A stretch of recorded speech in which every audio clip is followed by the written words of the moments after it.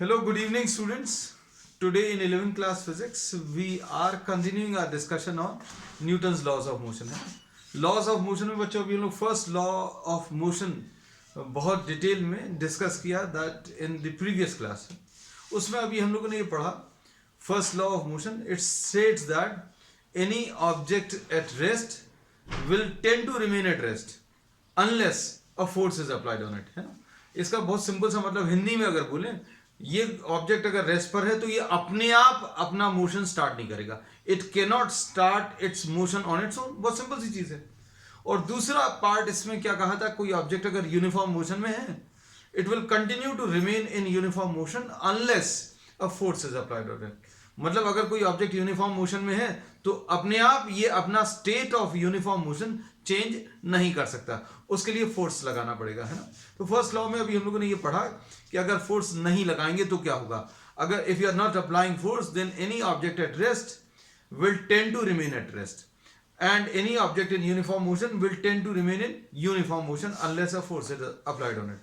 और this inability laws of motion में बच्चों फर्स्ट लॉ में अभी हम लोगों ने इस इनेबिलिटी को, the inability of an object to change its state of rest और of uniform motion on its own, इस इनेबिलिटी को अभी हम लोगों ने इनर्शिया बोला था.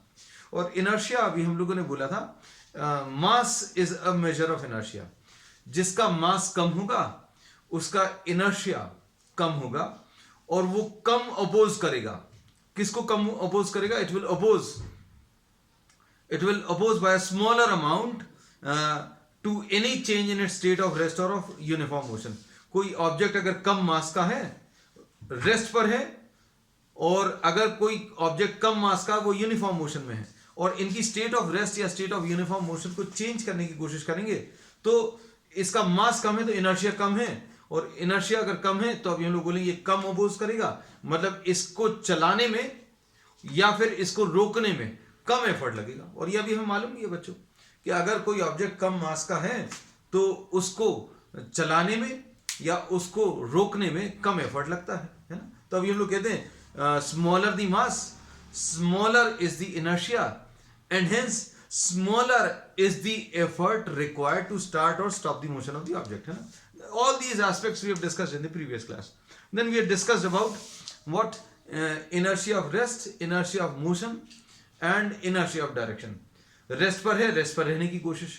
यूनिफॉर्म मोशन में है तो यूनिफॉर्म मोशन में रहने की टेंडेंसी रहेगी. अगर स्ट्रेट लाइन में मूव कर रहा है तो ये स्ट्रेट लाइन में ही जाने की कोशिश करेगा. है ना, और इसके बेसिस पर we have discussed with many number of examples. आज बच्चों अभी हम लोग लेने वाले हैं second law of motion. Second law of motion. तो सेकंड लॉ ऑफ मोशन में बच्चों अभी हम लोग जो जिसके बारे में पढ़ना है उसको डिस्कस करने के लिए सबसे पहले अभी हम लोग एक और क्वांटिटी डिफाइन करेंगे, दैट इज मोमेंटम. तो बच्चों अभी हम लोग कहते हैं मोमेंटम जो है, this is a physical quantity which measures the content और the quantity of motion. Quantity of motion मतलब किसमें कम है किसमें ज्यादा है, इसको रिप्रेजेंट करने के लिए अभी हमने एक फिजिकल क्वांटिटी डिफाइन कर ली मोमेंटम, और इसको अभी हम लोग टी से रिप्रेजेंट करते हैं. अब इस फिजिकल क्वांटिटी को समझने के लिए I will be giving you some examples. हमने सारी चीजें बच्चों एग्जांपल से क्लियर की हैं. भाई किसी ऑब्जेक्ट में कितना कंटेंट ऑफ मोशन है अगर ये समझना है तो अभी हम लोग इमेजिन करेंगे. Suppose you are having a cycle and you are having a car and both of these are moving with 10 meters per second. Both of these are moving with 10 meters per second. तो अब इसमें क्या बोलेंगे बच्चों, इसमें velocity तो same है, velocity same है और इनके मासेस जो हैं वो डिफरेंट हैं. Just try to stop the object, क्योंकि अगर अभी हमें इसमें कंटेंट ऑफ मोशन अगर देखना है कि भाई इनके पास मोशन कितना था तो आप इनका मोशन खत्म कर दो. Just try to stop the object. So it will be found that it is very easy to stop a cycle. Cycle को रोकना बहुत आसान है.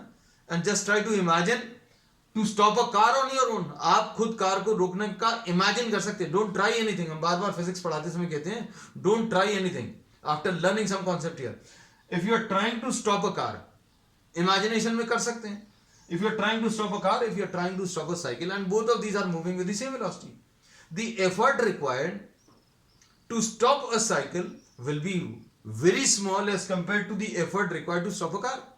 So we say that the amount of motion possessed depends on the mass. भाई इसका मास कम है, इसका cycle का मास कम है, तो कंटेंट ऑफ मोशन कम है. कैसे पता चला? The content of motion was measured in terms of the effort required to stop the motion of the object. भाई आपने दोनों को रोकने की कोशिश की तो साइकिल आसानी से रुक गई, कार जो है उसको रोकने में आपको बहुत ज्यादा एफर्ट लगेगा. So we say that the content of motion depends on mass. एक फैक्टर तो पता चल गया. तो अभी हम लोगों ने मोमेंटम के बारे में एक सिंपल सी लाइन ये बोली, this gives you the total quantity of motion possessed by the object. और ये क्वांटिटी ऑफ मोशन और content of motion depends on मास. कि भाई जिसका मास कम है उसके पास कंटेंट ऑफ मोशन कम है, जिसका मास ज्यादा है उसका कंटेंट ऑफ मोशन ज्यादा है. और इमेजिन करना तो बच्चों, और ट्रक इमेजिन कर लो कितनी वेलोसिटी से मूव कर रहा है, 10 मीटर पर सेकंड. इसमें तो 2-3-4 लोग तो मिलकर रोक भी लेंगे. 10 मीटर पर सेकंड वेलोसिटी से चलने वाली कार को रोकना, it will be difficult for 3-4 persons also to stop the car. लेकिन अगर ट्रक को इमेजिन करें तो ट्रक को रोकने में और ज्यादा एफर्ट लगेगा. So we say that this is having smaller mass, this is having larger mass, this is having still larger mass. So the content of motion possessed by the cycle is smallest. So we say that the quantity of motion possessed depends on mass. पहली चीज. अब दूसरा एक और example, this is first example. एक और example दे रहे हैं क्योंकि सारी चीजें अगर अभी हम क्लियर करनी तो एक एक करके अभी हमें चीजें बतानी पड़ेंगी. पहले तो अभी हमने मास का डिपेंडेंस बता दिया, वेलोसिटी को क्या रखा था, कांस्टेंट रखा था. अब हम क्या करेंगे बच्चों, मास को कांस्टेंट रखेंगे क्योंकि सारे डिपेंडेंस एक साथ नहीं पढ़ सकते.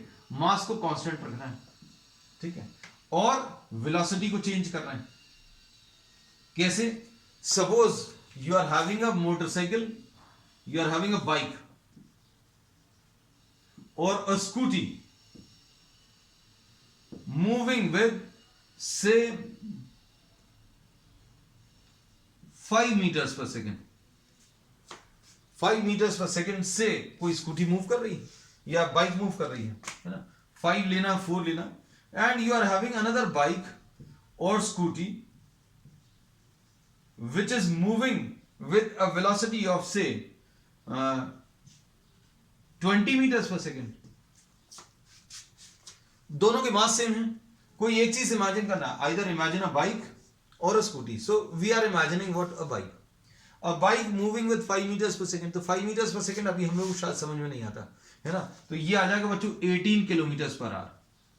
18 किलोमीटर पर आवर तो समझ में आता होगा. This is a small speed with respect to what, with respect to the machine which you are driving. तो अभी आप जो गाड़ी चला रहे हो वो बाइक है और वो 18 किलोमीटर पर आवर है.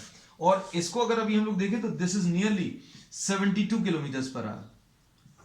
Now try to stop a bike which is moving at 18 kilometers per hour and try to stop a bike which is moving at 72 kilometers per hour. तो क्या बोलेंगे बच्चों, किसका कंटेंट ऑफ मोशन ज्यादा है, कैसे पता चलेगा?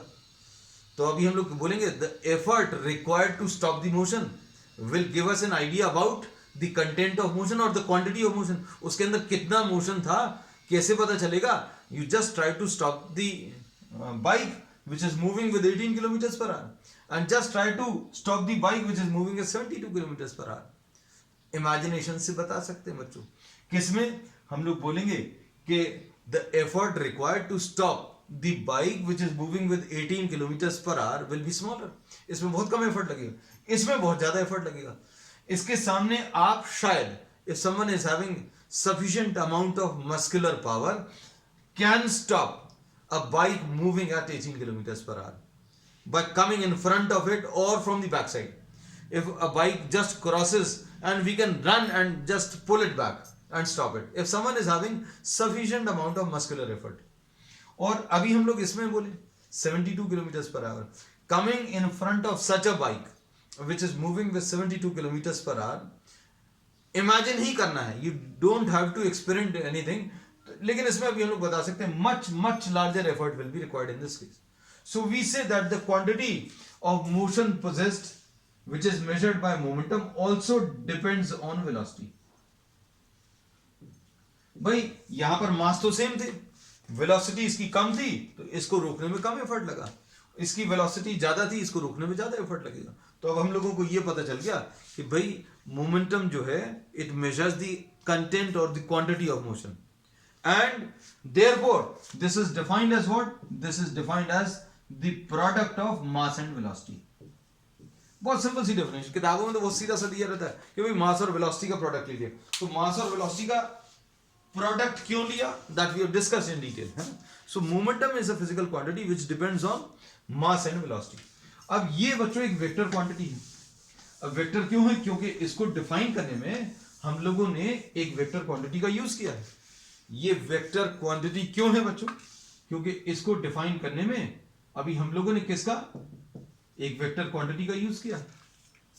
तो अभी हम लोग अगर डेफिनेशन किताबों में अगर देखेंगे तो बहुत एक सिंपल सी डेफिनेशन दी रहती है कि momentum is what, the product of mass and velocity, है ना। अब product of mass and velocity ही क्यों लिया, ठीक है। तो अभी हम लोगों ने इसका रीजन आपको बता दिया कि द कंटेंट और the quantity of motion is measured by this physical quantity momentum, and this is found to be proportional to m.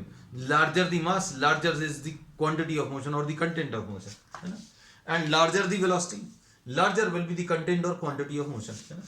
So this is defined as what, product of mass and velocity, और p momentum, इसको अभी हम लोग और specifically अगर बोले तो linear momentum बोलते हैं।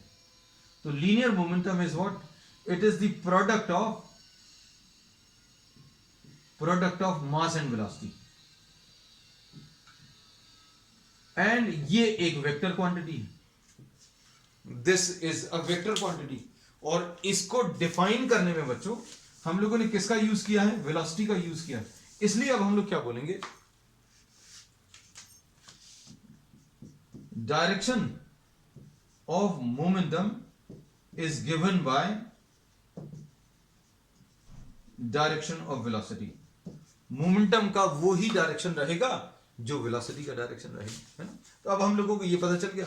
अब यूनिट्स अगर आप देखो तो यूनिट्स इसकी बहुत सिंपल है, यूनिट्स केजी है, और ये किसके टर्म्स है, मीटर्स पर सेकेंड, तो केजी मीटर्स पर सेकेंड होगा, है ना। तो अब हम लोग दो चीजें क्या पता चली, एक तो डेफिनेशन पता चली मास इनटू वेलोसिटी, फिर दूसरी चीज ये एक वेक्टर क्वांटिटी है। वेक्टर क्यों है, क्योंकि इसको डिफाइन करने में एक वेक्टर वेलोसिटी का यूज किया है ना। तो अब हम लोग इसमें ये बोलते हैं कि p will be equal to mass into velocity, so direction of momentum will be same as direction of velocity, है ना। अब इसके बाद बच्चों नेक्स्ट है यूनिट्स। तो यूनिट्स केजी मीटर्स पर सेकेंड है। डायमेंशनल फार्मूला, ये m आ जाएगा, ये l आ जाएगा, अपॉन t आ जाएगा, तो इसको m1 l1 t माइनस 1, तो ये डायमेंशनल फार्मूला आ गया। तो बच्चों अब हम लोग इसके बेसिस पर क्या डिफाइन करेंगे, इसके बेसिस पर अभी हम लोग अब Newton second law of motion बताएंगे, है ना। अब देखो नेक्स्ट अभी हम लोग जो ले रहे हैं Newton second law of motion. Newton second law of motion, तो Newton second law of motion बच्चों किसके ऊपर बेस्ड है, this is based on the concept what, momentum. और इसमें यह बोलता है कि rate of change of momentum, the time, Newton ने जो सेकंड लॉ बोला वो मोमेंटम के टर्म्स में डिफाइन किया, और क्या डिफाइन किया कि the rate of change of momentum of any object is proportional to what, the external force supplied, है ना। आप जितना ज्यादा फोर्स सप्लाई करोगे उतना ज्यादा उसमें rate of change of momentum आएगा। चेंज इन मोमेंटम मतलब क्या रहेगा बच्चों, चेंज इन मोमेंटम का मतलब है मास इनटू वेलोसिटी का प्रोडक्ट। तो बच्चों अगर आप किसी ऑब्जेक्ट के ऊपर फोर्स लगाओगे तो without having much knowledge of physics you can say if you are applying force to any object then velocity will change. क्या चीज चेंज होगा, वेलोसिटी चेंज होगी। मास अभी हम लोग इस स्टेज पर नहीं कंसिडर करते कि वो चेंज होगा, मास भी चेंज होता है। मास कैसे चेंज कर सकते हैं ये अभी हम लोग आगे के टॉपिक्स में पढ़ेंगे, है ना। रॉकेट में एक्चुअली मास चेंज होता है, जैसे जैसे उसका फ्यूल जलता जाएगा तो धीरे धीरे उसका मास कम होता जाएगा, but we are not discussing that part at this stage, है ना। तो अभी हम लोगों ने इसमें ये बोला कि अगर आप किसी ऑब्जेक्ट के ऊपर फोर्स लगाओगे तो उसकी वेलोसिटी चेंज होगी, और वेलोसिटी अगर चेंज होगी तो क्या होगा, मोमेंटम चेंज होगा। तो इसने यही बोला कि भाई जितना ज्यादा फोर्स लगाओगे उतनी ज्यादा वेलोसिटी में चेंज आएगा, और जितना ज्यादा वेलोसिटी में चेंज आएगा मतलब उतना ज्यादा मोमेंटम में चेंज आएगा, सिंपल। तो अब इसमें क्या बोला है, rate of change of momentum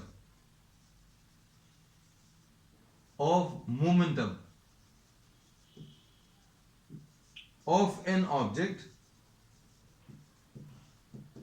is directly proportional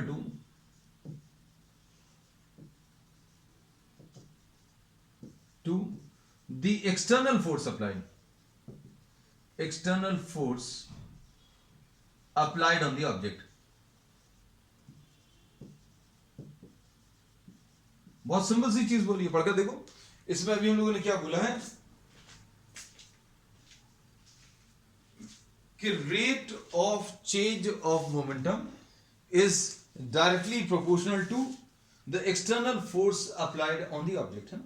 अब देखो इसको अभी हम लोग मैथमेटिकल लैंग्वेज में अगर लिखना है तो अब हम लोग क्या बोलेंगे बच्चों, force is directly proportional to rate of change of momentum. अब rate of change of momentum का मतलब क्या है, हम लोग इसको ऐसा बोलेंगे, force is proportional to change in momentum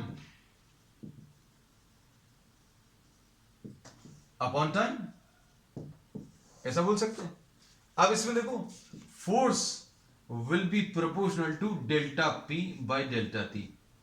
इसको चेंज इन मोमेंटम को डेल्टा पी से रिप्रेजेंट कर रहे हैं और टाइम को अभी हम लोग डेल्टा टी से रिप्रेजेंट कर। So force will be proportional to what, delta P upon delta T. अब अच्छे समझना सारी चीजें। Force will be proportional to, बच्चों क्या लिख सकते हैं, पी को अभी हम लोगों ने क्या लिख लिया, एम इन टू वी, ठीक। अब इसमें मास कांस्टेंट ऐसा अज्यूम कर सकते हैं, तो this will be equal to what, delta V by delta T. तो क्या लिख सकते हैं, F will be proportional to, mass अगर कांस्टेंट है तो मास को बाहर ले लिया, चेंज इन मोमेंटम लिखना था तो मोमेंटम की वैल्यू लिख ली M into V, mass constant है मास को बाहर लिख लिया। अब delta V upon delta T क्या होता है, तो बच्चों ये मालूम होना चाहिए, delta V upon delta T यानी कि क्या आ जाएगा, change in velocity divided by time. Change in velocity divided by time मतलब क्या आ जाएगा बच्चों, इसको अभी हम लोग मास इनटू एक्सेलरेशन लिख सकते हैं। तो delta V upon delta T बच्चों क्या चीज है, delta V upon delta T is a. So this is the acceleration.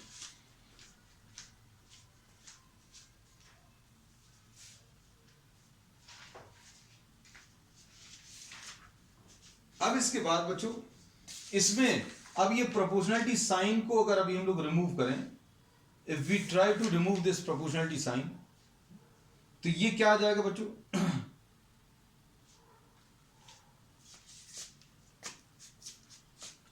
F will be equal to K into M into A. Proportionality sign अगर अभी हम लोग रिमूव करेंगे तो ये कितना आ जाएगा बच्चों, एम इंटू ए। अब इसमें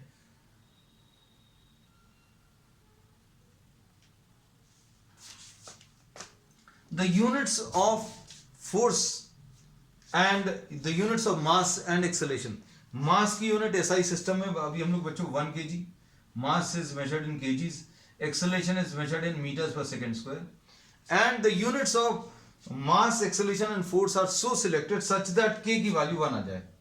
हम लोग ये सारी यूनिट्स का सिलेक्शन ऐसा कर रहे हैं, यूनिट्स का सिलेक्शन अभी हम लोगों ने ऐसा लिया such that this value of k is 1, और इस केस में अगर ये k की वैल्यू, ये क्योंकि अभी हम लोग सिलेक्ट कर सकते हैं बच्चों, हमने ऐसा बोला कि आप ऐसा फोर्स डिफाइन करिए जो 1 kg के ऑब्जेक्ट में 1 मीटर्स पर सेकेंड स्क्वायर का एक्सेलरेशन प्रोड्यूस करे, है ना।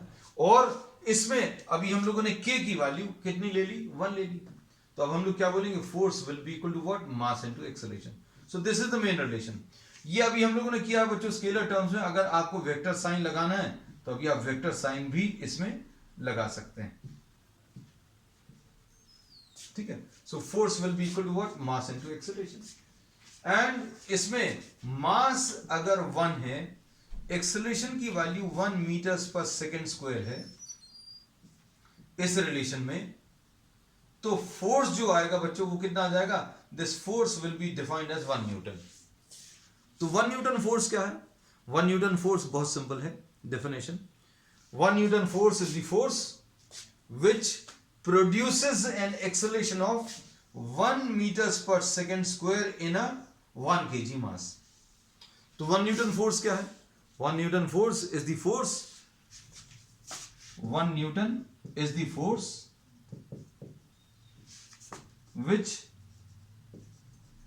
produces an acceleration of 1 meters per second square in 1 kg mass. बस सिंपल। तो ये डेफिनेशन बन गई बच्चों इसमें। और इसमें अभी हम लोग ये बोलते हैं, ध्यान से सुनना, कि इफ द पार्टिकल, अभी हम फिर से लिखेंगे बच्चों, है suppose F is equal to mass into acceleration, इसको अभी हम लोग फिर से लिखें,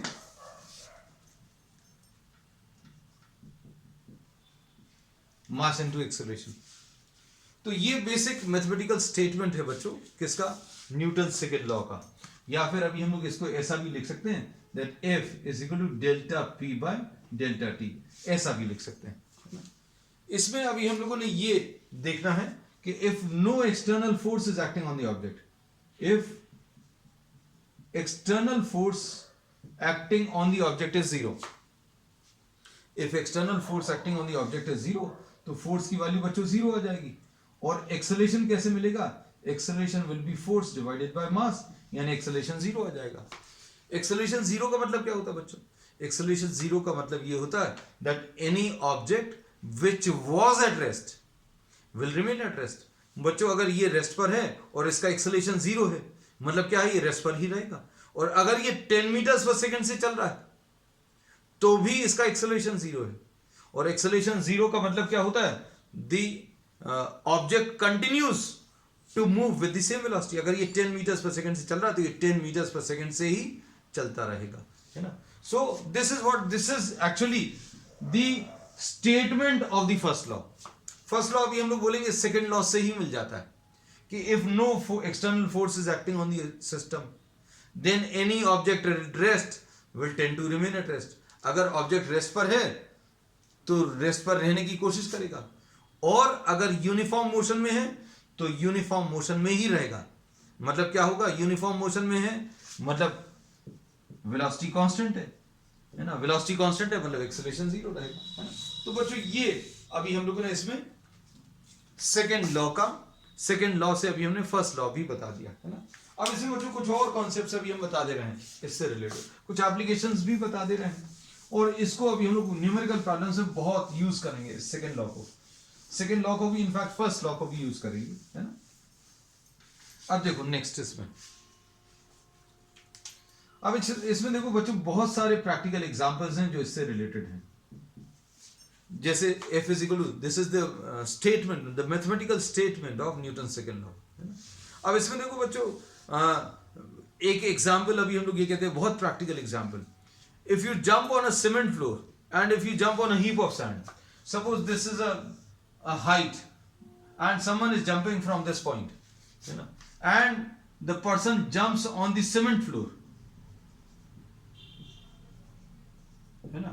और इसी बिल्डिंग में दूसरी तरफ there is a heap of sand, this is sand and a person jumps here, एक यहां पर जंप कर रहा है। कुछ भी बच्चों ट्राई नहीं करना, बार बार कहते हैं, just for the sake of learning anything you don't have to try anything. आप तो इसमें सोचकर इमेजिनेशन से भी काम चल जाएगा that jumping on a cement floor will hurt more as compare to jumping on a heap of sand. तो इसमें बच्चों रीजन क्या है, हम लोग ये बोलते हैं यहां तक आते आते इसके पास कुछ वेलोसिटी आ जाएगी। Suppose the person acquires a velocity of, suppose the velocity acquired at this point is suppose 10 metres पर सेकेंड। वेलोसिटी कितनी आ गई? 10 मीटर्स पर सेकेंड। अब जब ये स्ट्राइक कर जाएगा, after on reaching the floor, ऐसा लिखते हैं, on reaching the floor, suppose velocity is 10 metres पर second, after striking the floor velocity 0 हो जाएगी, है ना। अब क्या बोलेंगे बच्चों? Suppose your mass is 50 kg। हम लोग एवरेज किसी स्टूडेंट का मास 50 kg मान सकते हैं। Suppose your mass is 50 kg। अब चेंज इन मोमेंटम कैसे मिलेगा बच्चों? डेल्टा पी क्या आ जाएगा बच्चों? देखो ध्यान से, mv minus mu। Change in momentum मतलब mv माइनस mu। मोमेंटम क्या होता है बच्चों? मास इनटू वेलोसिटी। तो बच्चों यहां पर दो वेलोसिटी हैं, एक तो just before it strikes and after striking. तो अब हम लोग क्या बोलेंगे बच्चों? देखो इसमें m कॉमन आ गया, ये v माइनस u। तो एक्चुअल में क्या चीज चेंज हो रही है? वेलोसिटी चेंज हो रही है, इसलिए मास को बाहर ले लिया, है ना। अब ये मास कितना है बच्चों? मास 50 है। अब v माइनस u, तो v माइनस u कितना आ जाएगा बच्चों? v 0 है और u 10 है, तो ये बच्चों माइनस 10। तो ये चेंज जो है बच्चों कितना आ गया? माइनस 500। अब यहां पर और यहां पर डिफरेंस क्या है? If the person is jumping from this building on a cement floor, तो ये जो चेंज आएगा 10 से 0, ये बहुत कम समय में आएगा। चेंज जो है बहुत कम समय में आएगा। But what will happen here? यहां पर क्या हो जाएगा बच्चों? ये जो चेंज आएगा दैट विल गेट प्रोलॉन्ग्ड, थोड़ा सा समय लगेगा। क्यों? क्योंकि जैसे ये स्ट्राइक करेगा तुरंत वेलोसिटी 0 नहीं होगी, ये थोड़ा सा अंदर इसके अंदर धंसता जाएगा, है ना। The person will get embedded into what the sand and it will take time. तो यहां पर क्या होगा बच्चों? टाइम इंक्रीजेस, यहां पर टाइम इंक्रीज हो जाएगा, है ना। तो यहां का टाइम बच्चों अगर 0.1 सेकेंड है, तो यहां का टाइम अभी हम लोग 1 सेकेंड मान सकते हैं, है ना। टाइम यहां पर बहुत कम आ जाएगा। किस चीज का टाइम? ट्रैवल का टाइम नहीं बोल रहे बच्चों, यहां पर वेलोसिटी का 0 होने में टाइम। वेलोसिटी यहां तक आते आते 10 मीटर पर सेकेंड, स्ट्राइक करने के बाद 0 हो गई, लेकिन यहां पर 10 मीटर्स पर सेकेंड से 0 तक आने में थोड़ा समय लगेगा। So what happens? The time increases. तो कहीं पर ये 0.1 है, तो फोर्स कितना आ जाएगा? 5000 न्यूटन्स। और जहां पर ये सैंड में जा रहा है, तो सैंड में ये जो चेंज इन मोमेंटम आ रहा है उसका टाइम इंक्रीज हो जाएगा। टाइम इंक्रीज हो जाएगा मतलब 500 डिवाइडेड बाय टाइम, ये 1, तो यहां पर 500 न्यूटन्स। तो फोर्स यहां पर कम आएगा, फोर्स यहां पर ज्यादा आएगा। तो दोनों में डिफरेंस क्या आया बच्चों? देखो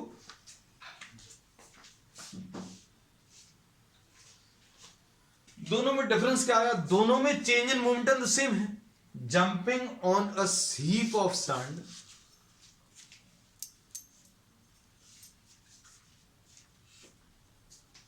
jumping on a heap of sand and jumping on a cement floor, change in momentum is same, but here the time increases। और बच्चों डिनोमिनेटर अगर इंक्रीज होगा तो फोर्स डिक्रीज हो जाएगा। तो अगर आपको एग्जामिनेशन में लिखना है तो क्या लिखोगे? Jumping on a heap of sand will increase the time interval, will increase the time interval due to which the force will decrease, force decrease हो जाएगा ना। तो बस इतना सिंपल सा है। फिर दूसरा एक और एग्जांपल है बच्चों। दूसरा एग्जांपल क्या है? Catching of a cricket ball. Just 1 minute.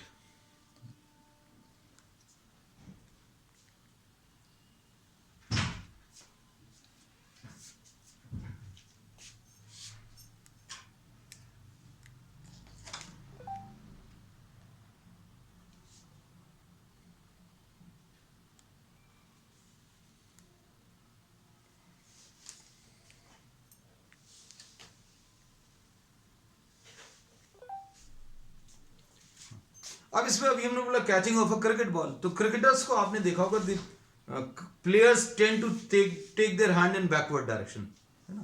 तो उसमें भी रीजन क्या है, you are trying to increase the time interval of catching process. If you take a straight forward catch, the ball is coming with some velocity, change in momentum तो same आएगा. Change in momentum बच्चों कैसा आएगा, change in momentum will be same. Change in momentum बच्चों same आने वाला है. अगर आप डायरेक्ट ऐसा कैच ले लो या हाथ को पीछे ले जाते हुए, if the person takes his hands backward, if the player takes his hands backward, what he is trying to do, he is trying to increase the time. So if the player increases the time, what happens to the force, force कम आएगा. तो ये बच्चों कुछ applications हैं किसके, Newton's second law of motion के हैं. अब बच्चों नेक्स्ट अभी हम लोग ले रहे हैं इसमें Newton's third law of motion. ऐसे बच्चों बहुत सारे एग्जाम्पल्स हैं, but will not go into the details because we want to move straight on to the problems, है ना. तो जितना जरूरी है वो अभी हम डिस्कस करते जा रहे हैं. Newton's third law of motion.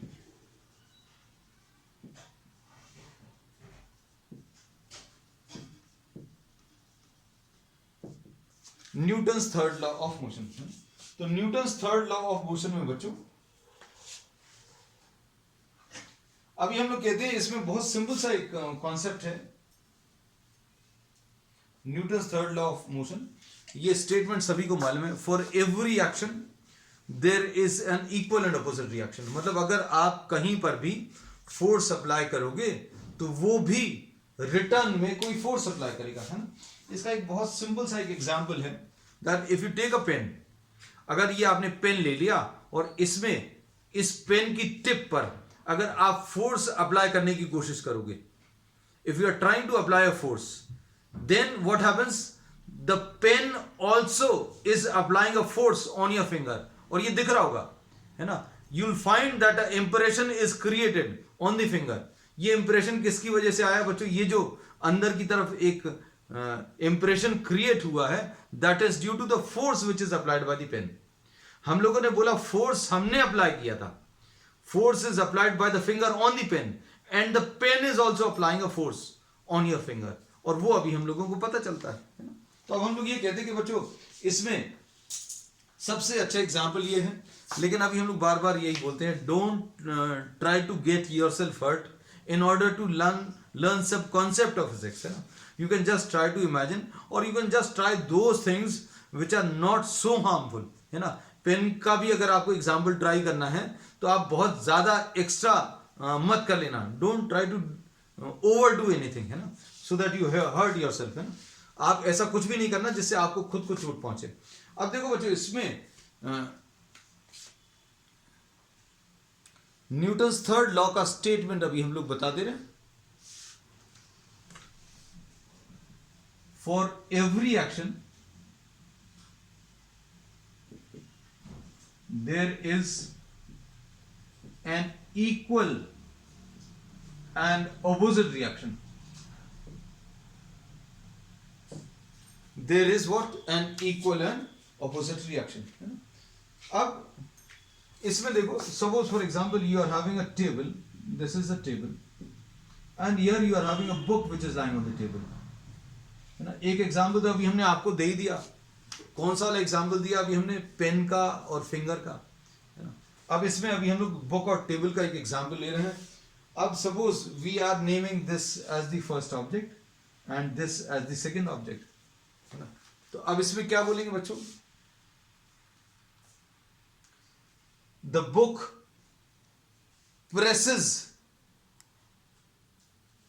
The table, the book presses the table in downward direction. Book ने टेबल को डाउनवर्ड डायरेक्शन में प्रेस किया, है ना. लेकिन इस डाउनवर्ड फोर्स के कारण क्या ये बुक नीचे की तरफ आ रही है? इट डज नॉट हैपन, है ना. लेकिन अभी हम लोग इसमें ये कहते हैं the table in turn is supporting the book in upward direction, है ना. तो बच्चों इसको अभी हम लोग क्या बोलेंगे, this is the force acting on the first object due to second, force acting on the first object due to second, and this is what the force acting on the second object due to first. तो इसको अभी हम लोग लिख दे रहे हैं, force acting on the second due to first object, and this is the force acting on the first object due to second. अब इसको एक चीज अच्छे से समझ लेना कि ये इनमें से कौन सा एक्शन है कौन सा रिएक्शन है, कई बार अभी हम लोग नहीं आइडेंटिफाई कर सकते. We can not say that this is the action applied and the other one is the reaction produced. This does not happen. Both are produced simultaneously. मतलब इनमें कोई टाइम लैग नहीं रहेगा कि किसी एक फोर्स को अप्लाई किया उसके थोड़ी देर बाद दूसरा प्रोड्यूस हुआ. तो both of these are generated simultaneously, और दोनों कभी एक दूसरे को कैंसिल नहीं करते. दोनों कभी एक दूसरे को कैंसिल क्यों नहीं करते? क्योंकि ये जैसे सपोज अभी हम लोग इसको देखें, this is the force which is acting on the first object. जैसे सपोज फॉर एग्जांपल एक सिंपल सा इसको देखो, ये पेन नीचे क्यों नहीं गिर रहा? ये इसको अगर अभी हम लोग छोड़ दें तो this is falling in downward direction. तो क्या हो रहा है बच्चों? नीचे की तरफ mg एक्ट कर रहा है, और mg की वजह से या अर्थ का जो पुल है उसकी वजह से ये नीचे चला गया, लेकिन ये नीचे नहीं जा रहा. क्यों? क्योंकि अर्थ ने इसको नीचे की तरफ पुल किया. अर्थ ने इसको नीचे की तरफ पुल किया और इसने नीचे की तरफ एफर्ट भी लगाया. लेकिन यहां पर क्या आ गया? Here you are having your hand. So this does not move downward. So what happens? The hand is giving a support to this pen in upward direction. तो पेन के ऊपर फोर्स अपवर्ड डायरेक्शन में, hand के ऊपर force downward direction में. तो hand के ऊपर फोर्स डाउनवर्ड डायरेक्शन में, पेन के ऊपर फोर्स अपवर्ड डायरेक्शन में. दोनों के ऊपर अलग अलग डायरेक्शन में. इसके ऊपर अपवर्ड डायरेक्शन में, इसके ऊपर डाउनवर्ड डायरेक्शन में फोर्स लग रहा है. So these action and reaction pairs बच्चों कभी एक दूसरे को कैंसिल नहीं करते, क्योंकि these act on different objects. अब ये चीज जरूर देख लेना, action reaction pairs, action reaction act on different objects. और इसको अभी हम लोग क्या बोलेंगे? F12 will be equal to minus of F21. Minus के साथ क्यों लिखा? क्योंकि और डायरेक्शन इसका कैसा है बच्चों? ऑपोजिट है. ठीक है. अब इसमें कुछ कुछ चीजें अभी हम लोग और बता दें. We can not produce an isolated single force. हमेशा बच्चों एक पेयर आएगा ही, एक पेयर हमेशा ही आएगा. अगर आप सोच रहे हो कि आपने किसी स्कूटी को पुश कर दिया, बाइक को पुश किया, तो आपने एक फोर्स जनरेट किया, तो एक अकेला फोर्स नहीं आया, आपने तो एक फोर्स अप्लाई किया, but the bike also has applied an equal and opposite force on you. आपने ऐसा फोर्स अप्लाई किया, बाइक ने ऑपोजिट डायरेक्शन में फोर्स अप्लाई किया. ठीक है. तो अब इसमें हम लोग ये बोलते हैं कि फोर्सेस हमेशा जो जनरेट होंगे वो पेयर्स में जनरेट होंगे, कभी एक अकेला फोर्स एग्जिस्ट नहीं करेगा. अब इसके बाद बच्चों नेक्स्ट है, there is no time lag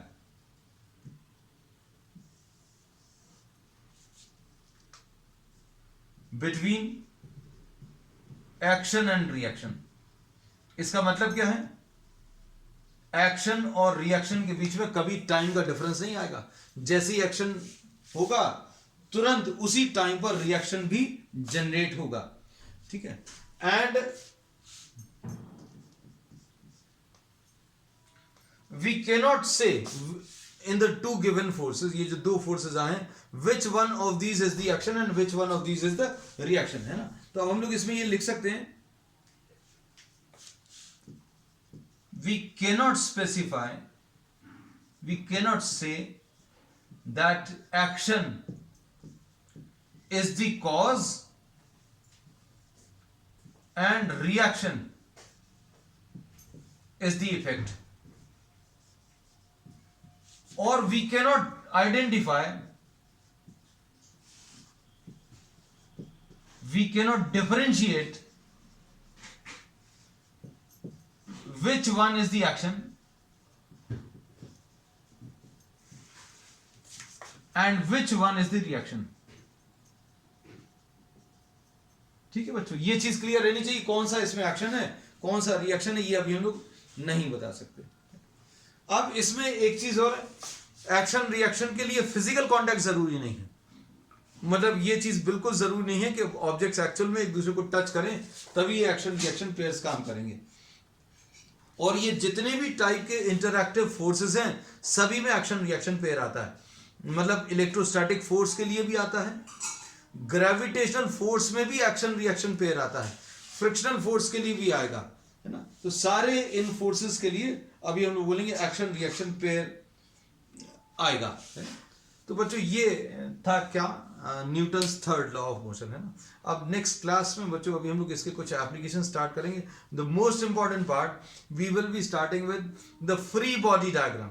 free body diagram एक ऐसा कॉन्सेप्ट है जो पहले इंजीनियरिंग में पढ़ाया जाता था, but now the type of questions which you are getting in competitive exams, students have to study this topic to solve the problems easily, but that will be starting on the next one. That's all for today.